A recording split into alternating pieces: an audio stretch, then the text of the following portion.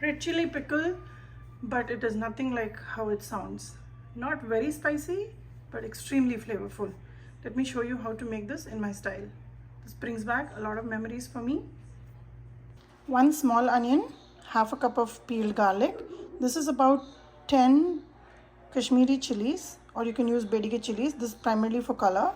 And this is about 35 regular red chilies. These are spicy. Besides that, I would need some tamarind paste. This is ready-made tamarind paste, and I'm going to use about 4 tablespoons of it. Some salt. For tadka, I will only use mustard seeds and hing, and I'm going to prepare this in sesame seed oil.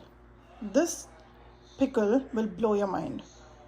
Put all the chilies in a bowl, add boiling hot water, and we're going to allow this to soak for at least a couple of hours. So make sure it is submerged, and as it soaks, it will settle under the water. I'm going to chop the garlic and the onion. Make sure the garlic is not chopped very fine. We want to have some texture in this chutney. The chilies have been soaking for a couple of hours. Now I'm going to take out just the chilies, add it to my mixer jar here, and then make a fine paste out of it. I'll use a little bit of water from these chilies to make the paste, but don't add too much water. The chili paste is almost ready. I'm going to add the tamarind to it and make a fine paste. In the kadai, I'm heating up about 1/3 cup of oil, and once it's nice and hot, I will add the mustard seeds, about a teaspoonful of mustard seeds. Once it pops, just for some flavor, I'm going to break up 2 of the red chilies and add it to the hot oil, and then follow that with a little bit of hing. Once it pops, I will add the garlic, saute it till it is golden brown, then add the onions to it.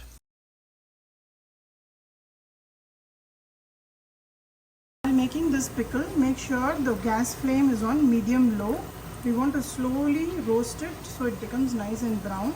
I'll also add the onions and roast it till it's brown. First, I'm going to add some salt, about 2 teaspoons of salt for now. And then towards the end, I will taste and see if I require more. It's very important that you slow roast the garlic so that it doesn't suddenly burn, because the roasting and the burning takes very few seconds in between. So you notice how nicely it's browning now. There is no haldi, no other masala required for this pickle, just exactly the stuff that I showed you. Besides that, maybe some curry leaf. It's totally optional. The lesser the ingredients that goes in, the pickle will stay very long. So see how brown it is. Now I'll add the onions.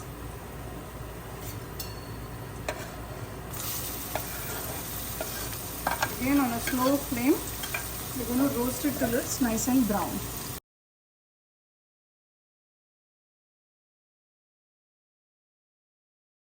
I've added a little bit of curry leaf just for some flavor. And now I'm adding the chili and tamarind paste. Here I've added barely any water, and I've made a nice thick paste. Besides this, I added about 1/4 cup of water to the mixie jar. Just rinsed it a little bit and add it here.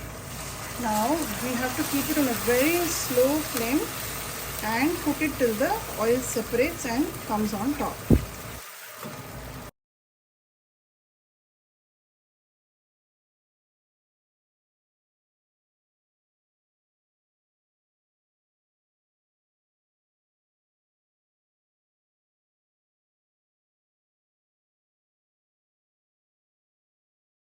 You can notice that all the oil is separating and the pickle is coming like a dough ball.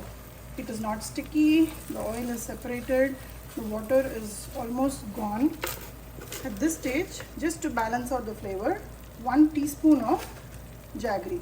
This is completely optional.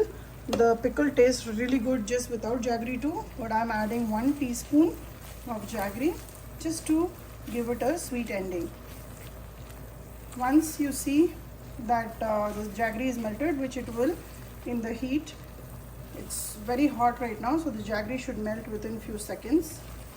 You can turn off the gas and allow this to cool and store it in a glass container. You can enjoy this pickle on dosas, for idlis. You can even mix a little bit with rice and have it. Use it sparingly. It's a great red chili pickle and it will stay very well on your countertop. You don't even need to keep it in the fridge, and enjoy as and when you want.